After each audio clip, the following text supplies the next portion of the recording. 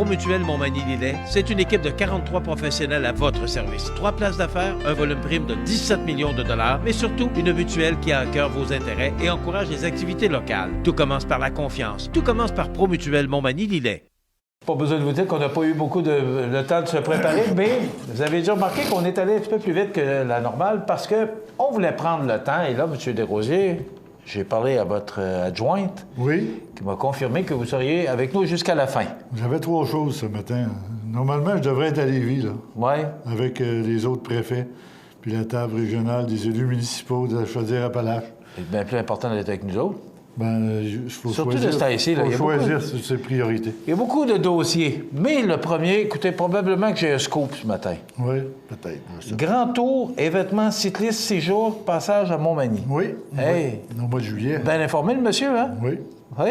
Vous avez parlé à quelqu'un des loisirs, ça? Non. Moi, je vous dirais que les réseaux sociaux, ça fait du millage. Ah, oui. Non, j'ai eu ça très de bonne heure ce matin sur les réseaux sociaux. Dites-moi, c'est quoi exactement? Ça a déjà eu lieu, je ne sais pas si vous vous rappelez, il y a un certain temps, il était venu ici à Montmagny, puis il y avait eu comme une tornade, puis des petites tentes, puis tout ça s'était amassé dans la... Quelle année? Je sais pas, peut-être 8 ans, 9 ans. Mais dans ces périodes-là, il restait juste une journée à Montmagny, tandis que cette fois-ci, il va rester plus longtemps à Montmagny. Et habituellement, il s'installe dans le périmètre de l'école secondaire et... Oui, c'est quand même un événement intéressant, mais ça permet à tous ces gens-là qui suivent ce groupe-là de connaître notre municipalité. Puis souvent, les gens reviennent parce qu'ils vont avoir des parcours cyclistes à partir de Montmagny, puis revenir à Montmagny, puis à partir de Montmagny, puis aller à un autre endroit. Ça fait qu'à ce moment-là, ça permet d'admirer l'ensemble de notre secteur, de la Côte-du-Sud. Ça n'a pas l'envergure de ce qui s'est passé avec Pierre Lavoie, mais ils sont combien à peu près? J'ose pas te dire. Non, mais c'est ça. Moi, j'ai eu ça ce matin comme information. Ils sont en haut 500, ça, c'est sûr, là, à mon avis. Là. C'est beau. Quand est-ce? C'est quelle date? Il me semble que c'est au début de juillet. Début juillet? Oui. De toute façon, on va vous en parler, mais on a vu ça sur les réseaux sociaux ce matin. Et quand à l'avoir... on a les dates précises, on a accepté. C'est parce qu'il faut toujours travailler un peu avec eux quand ils viennent à Montmagny. Souvent, ils ont besoin de facilité. Avec nos employés municipaux, on essaie de leur rendre la vie le plus facile possible. Puis c'est pour ça qu'ils reviennent aussi. Hein. Je pense qu'ils sont bien servis. C'est trop bon, c'est bon pour notre économie. Il faut se propulser à l'extérieur aussi, si on veut que les gens d'extérieur connaissent notre milieu. M. Desrosiers, je ne peux pas passer à côté. Il y a une conférence de presse à 10 h ce matin. On ne sait pas exactement ce qu'elle contient. On sait que ça va parler de la Société d'agriculture et ce qui se passe. Dites-moi... l'histoire, parce que vous avez sûrement vu et entendu que M. Artasana est venu sur nos ondes pour nous faire état de sa déception par rapport au changement de règlement de zonage. Il y a eu beaucoup d'histoires au cours des dernières semaines par rapport à la vente de ces bâtiments-là. C'est quoi l'implication de la Ville, M. Desrosiers? Mais honnêtement, là, je vous répondrai pas. Bon. Parce que c'est un dossier judiciarisé. Donc, à toutes les fois qu'on parle... On a reçu une lettre supplémentaire pour nous dire qu'on a dit, on a fait... là, on est dans une situation où c'est facile de rendre coupable une municipalité par rapport à du privé. Donc, pour le moment, je pense qu'on va s'abstenir de tout commentaire. Je pense que c'est la meilleure façon de ne pas se mettre ou de mettre la ville et les citoyennes dans des conditions difficiles parce que des gens essaient de... On nous envoie des mises en demeure, donc quand c'est judiciaire... Vous avez eu une mise en demeure de la banque qui est créancière. Vous avez eu une mise en demeure aussi du principal intéressé. Oui. Puis c'est ça. Puis il est venu à l'hôtel de ville, puis je lui ai dit... Mais moi, la seule question que je veux poser, est-ce que la Ville a un intérêt quelconque d'acheter ces bâtiments-là ou de se porter acquéreur? De tous ces bâtiments-là? Parce que... nous, on a manifesté un intérêt pour une chose dans le c'est le terrain de stationnement. C'est le terrain qui est à l'ouest. Bon, pourquoi? Parce que c'est l'accès pour notre terrain de baseball, c'est l'accès pour les bassins, c'est le chemin d'accès pour le dépotoir à neige l'hiver, pour les stations de pompage.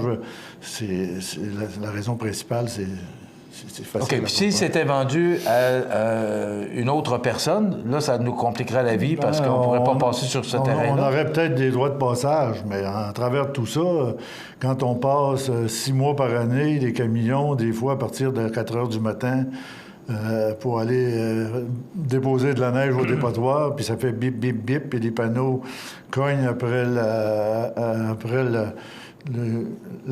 on appelait ça une dompeuse, là. Oui, oui. Vous savez ce que c'est, là? Bon, oui, le panneau qui claque à l'envers de la dompeuse, là, on peut parler en français, pour que tout le monde nous comprenne. Ça, les gens appellent, puis ils nous disent, êtes-vous capable de faire quelque chose pour empêcher ça? Là, on essaie d'avoir des amortisseurs qu'on pourrait mettre sur les panneaux pour les empêcher de trop faire de bruit, puis s'il y a trop de monde qui sont prêts, ceux qui sont prêts critiquent encore plus que ceux qui sont un peu plus loin. Donc, c'est le panneau après la benne du camion. C'est ça, voilà. c'est ça. Monsieur Desrosiers, vous avez déjà donné 50... je cherchais tous les deux le monde. Vous avez déjà donné 50 000 $ pour ce terrain-là. Oui. Bon, il arrive quoi, là? Est-ce que vous avez une option d'achat dessus? Est-ce que vous avez... Non. Est-ce que la Ville a quelque chose? Non. Vous n'avez rien? Non, rien. Oh. Non. Parce qu'on avait manifesté le désir de l'acheter à la banque de façon divise, à la banque TD, puis non, refusait. Elle vendait le tout d'emblée, pas morcelé. OK. On ne s'étire pas trop sur le sujet. De toute façon, il y a une conférence de presse ce matin à 10 h. Je vais aller comme vous. Notre salle des nouvelles, notre journaliste a été invité. Je vais être comme vous, je vais aller écouter. Je vous invite à surveiller CMA-TV au cours de la journée. On va vous tenir au courant, mais il semblerait que ce soit une annonce importante. C'est tout ce qu'on sait, mais on le sait. Alors, on vous en parlera plus en détail au cours de la journée. Surveillez-nous. Maintenant, c'est pas pour ça que je vous ai invité. Non, pas du tout. Non, moi, je voulais parler de budget avec vous. Oui. OK? Puis on va prendre le temps. On a jusqu'à la fin de l'émission. Oui, pas de problème. Bon, cette semaine, vous avez annoncé une augmentation du taux de taxe de 1,8 % Oui. Vous avez augmenté le budget de 1,28 % Ça, c'est les revenus. Oui. Oui. De 20 millions 60... Je n'ai pas le chiffre exact, là. Racontez-nous un peu... vous avez jusqu'à la fin pour nous parler un peu des grandes lignes de ce budget. Les grandes lignes du budget, c'est que nos revenus sont évalués à 20 057 770 de 1,8 %. OK. Nous, tout ce qu'on espère puis qu'on souhaite, c'est que ça soit à 3,5 ou 4 % parce que lorsqu'on a une augmentation des revenus puis qu'on est capable de conserver les dépenses telles que planifiées, ça nous permet de dégager des surplus. Ces surplus-là, c'est pas malsain pour une municipalité parce qu'on s'en sert pour faire des travaux, moins de travaux. On s'en sert pour créer des réserves, pour répondre à des besoins éventuels de dépenses qu'on connaît vont venir dans 3 ou 4 ans, comme nettoyer un bassin, ça coûte 500 000 le bassin de récupération des eaux usées. Vous en parlez souvent. Est-ce que vous le faites, ce oui, nettoyage-là? Oui. Okay, on a fait un. OK. C'est combien de... Ça a coûté 450 ou 500. Non, mais il y en a combien à faire? Il y en a 3. OK. Mais est-ce que c'est récurrent? Oui, c'est récurrent. OK. Ça veut dire qu'on fait ça à combien? Celui que vous avez fait, on va le refaire dans combien de temps? Peut-être dans 6 ans qu'on va le refaire, mais le bassin numéro 3, maintenant, les bouts de l'usine de filtration, on les amène ici à Montmagny et on les déverse dans le bassin numéro 3. OK. Des bouts de l'usine de filtration. Donc, il va s'accumuler plus rapidement. Donc, on sera obligé de le faire éventuellement. Mais je ne veux pas trop qu'on parle de ça ce matin. Oui. Je veux vraiment qu'on parle du budget. Donc, les revenus, M. Desrosiers, vous parlez de 1 % de revenus, là. C'est quoi les revenus? C'est juste des taxes? Non, c'est bon, 51 des revenus, c'est des taxes. D'autres, c'est des services rendus. D'autres, c'est des centres de profit, comme l'incendie, des fois, quand on voit les pinces de décarcération. C'est aussi quand on fait des raccordements. Quand il y a beaucoup de construction, c'est quand même rentable pour la Ville parce qu'on a un coût moyen pour raccorder. Quand on a des situations faciles, ça nous amène des revenus. Les loisirs amènent des revenus. Il y a un poste de dépenses, puis l'entente avec Cap Saint-Ignace, il y a des revenus, il y a des dépenses. Les deux s'équilibrent pratiquement. Donc, c'est chacun de nous, on donne un service supérieur à des coûts équivalents. Et c'est en majorité, c'est ça. Mais si on va chercher l'assiette, on va le savoir à peu près. Si on regarde au niveau des dépenses, 21,6 % c'est les loisirs. Puis c'est un bon montant. Parce que nous, on a comme politique que les loisirs, il faut qu'ils soient accessibles à des coûts pour permettre à l'ensemble de la population de pouvoir avoir accès. Si on voulait faire de l'argent avec l'aréna, elle serait 2 fois trop grande. On aurait seulement qu'à monter les coûts Parce que ça va faire fuir les joueurs de hockey. Ben, c'est pas ça qu'on veut. On veut que les jeunes aient de quoi s'occuper. C'est la même chose pour la piscine, c'est la même chose pour le terrain de soccer, les terrains de tennis. On essaie toujours de garder, puis on donne de plus en plus de cours parce qu'il y a des gens disponibles à toute heure du jour pour suivre des cours. Donc, ça s'est modifié beaucoup depuis les dernières années. Au niveau du service de la dette, c'est 3,7 du budget. Au niveau de l'administration générale, c'est 18,2, mais ça comprend beaucoup de secteurs. Là. C'est pas juste le salaire du directeur général. OK. M'inquiétez-vous pas, il compte pas. Le salaire du directeur général, c'est 17 mais c'est 18 Non. C'est Michaud va être content de m'entendre. Oui, la sécurité publique, ça coûte 15 à peu près à la municipalité. C'est incendie, policiers, les deux inclus. Les policiers coûtent 1,2 million par année. Grosso modo, là, il peut y avoir des scènes, là, mais 1,2 million. OK. Au niveau du transport, ben, c'est les contrats qu'on donne à l'hygiène du milieu, ben, c'est justement le traitement de l'eau, toutes ces choses-là, qui est à peu près de 19 18,9 OK. La prochaine fois, M. Dossier, M. Desrosiers, vous nous enverrez ça par... si vous êtes... On aurait pu montrer ça. Je pourrais vous répondre. Ben, votre journaliste était quand on a fait... Oui, mais il y avait ça. Ah oui? Oui, il y avait ça. C'est aussi, on a une copie? Oui. Ah, parce que non, on aurait pu vous le montrer à l'écran. Oui, on donne toujours... Faites de la télévision, hein? On donne toujours une copie. Si j'avais voulu l'avoir... On va chicaner notre journaliste. Si j'avais voulu l'avoir numérique, on vous l'aurait fourni numérique. Okay. C'est un document public. Oui, okay. pas de problème. M. Desrosiers, on va s'arrêter quelques secondes, le temps d'une pause publicitaire, puis on revient tout de suite en compagnie de M. Desrosiers, le maire de Montmagny, puis je vous le dis, on parle du budget jusqu'à la fin. Je vous rappelle que notre invité ce matin, c'est M. Jean-Guy Desrosiers. Je pense que tout le monde le connaît, le maire de Montmagny. Et naturellement, le 12 décembre dernier, on a fait la présentation devant le conseil municipal, avec le conseil municipal, Assemblée publique, pour présenter le budget, parce que c'est la loi, il faut suivre la loi. Oui, il faut que ce budget-là soit entériné pour le 31 décembre. Pas nécessairement pour le 31 décembre. Mais des fois, quand il y a des changements, ils pourraient le décaler. Mais nous, le principe, c'est que on envoie des comptes de taxes en mars pour payer au début de l'année.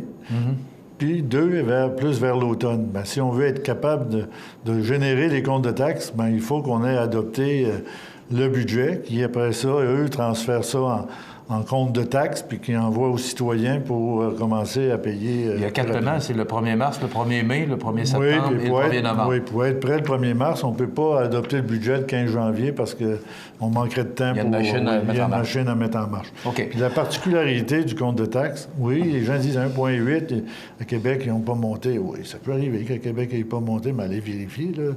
Le compte de taxes, ça a 2 parties. Là. La première partie, c'est les taxes. La deuxième partie, c'est les services. Nous, les services n'ont pas augmenté, à part 3 pour les incendies. Donc, le compte de taxe moyen pour la maison moyenne est de 1,4 et non pas de 1,8.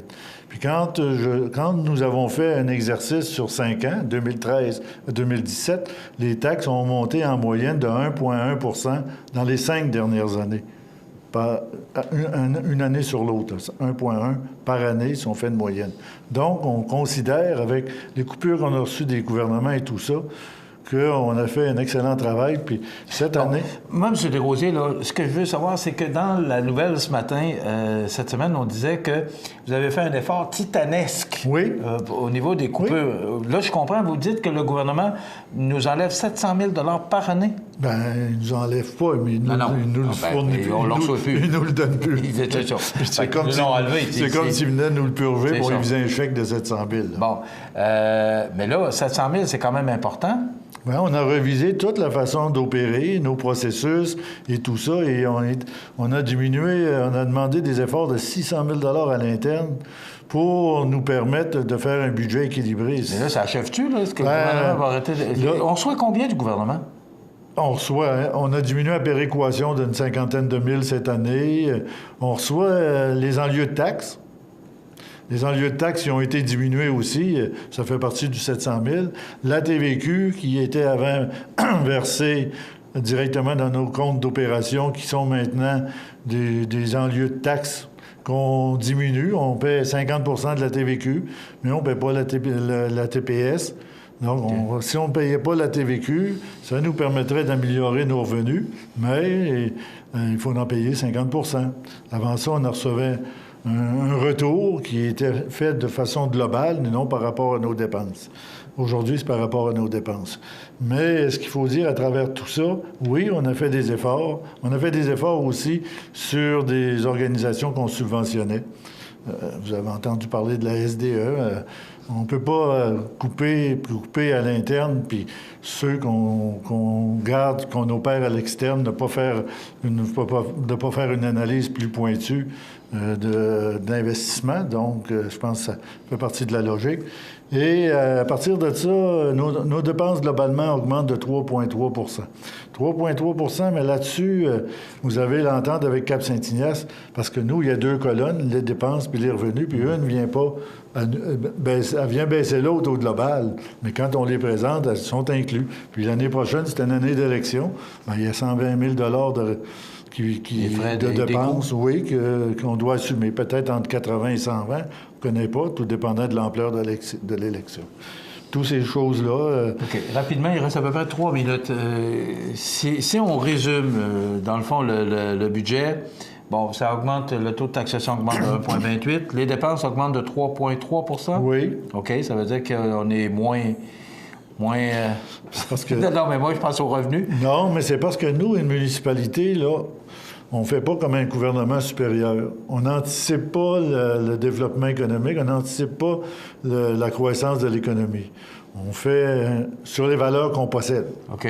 Les choses qu'on est sûr à 100 Il y a des nouvelles bâtisses qui vont probablement entrer l'année prochaine, parce qu'il y en a qui ont été bâties cette année puis qui ne sont pas portés au rôle cette année. Donc, on sait qu'il va y avoir une croissance, mais on ne la met pas tant qu'on n'a pas reçu la paperasse pour dire que... Vous y allez avec des chiffres qui sont certains. Oui. Qui sont, Sans ça, on mettrait les citoyens à risque. Là.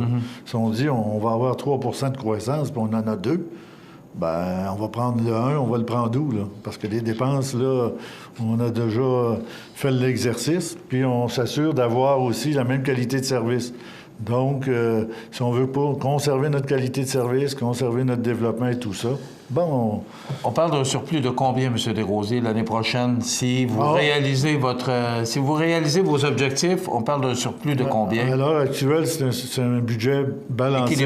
Équilibré. Il n'y a pas de surplus de prévu. Oh. Les surplus vont être générés par la croissance, par le développement économique. Et en 2016, le surplus, vous l'anticipez de combien? Entre 200 et 300 000. C'est beaucoup. Ça baisse d'une année sur l'autre. L'année précédente, c'était 707. Là, on est rendu entre 2 et 3. Donc, vous savez que là, on gère serré. On essaie de garder le citoyen puis dans la meilleure configuration possible. Puis la dette, à l'heure actuelle, de notre planification, va diminuer de 6 à 800 000 $ par année en 2017. Ouais, j'ai vu 800 000 cette année. Oui. Okay. Puis M. Desrosiers, il reste 30 secondes. Je dois vous arrêter. On a donné si un vous voulez conseil. Parler, parce que c'est la dernière fois que vous venez en 2016, pardon. Oui. Si vous avez 20 secondes pour le faire. Je dois à tous les auditeurs, parce que c'est pas simplement mes citoyens, je leur souhaite une excellente période des fêtes. Je leur souhaite du bonheur, du partage en famille. Et tout ce qu'on souhaite, c'est qu'on soit là pour vous et que vous soyez là pour nous. Nous, on veut retrouver 100 de nos citoyens après la période des fêtes. Et ça nous fera encore plaisir en 2017 d'essayer de travailler efficacement pour vous, parce que nous, notre seul but, c'est de protéger notre citoyen. Merci, M. Desrosiers, maire de Montmagny. Voilà, ça complète notre émission. Dans quelques instants, les avis de décès. Je vous invite à être des nôtres demain pour une autre émission d'information sur la Côte-du-Sud. Passez une bonne journée, mesdames, messieurs. À demain. Au revoir.